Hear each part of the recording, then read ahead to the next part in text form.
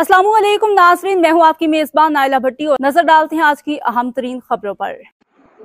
Town municipal corporation Manghopir Eid ul Zuha के मौके पर आवाम को साफ, महफूज और सहूलत से भरपूर माहौल फराहम करने के लिए मंगोपीर टाउन ऑफिस में एक अहम और आला सतही इजलास का इनेकाद किया गया। इजलास की सदारत चेयरमैन मंगोपीर टाउन हाजी नवाज अली ब्रोही ने की, जबकि इस मौके पर वाइस चेयरमैन राना मोहम्मद आरिफ,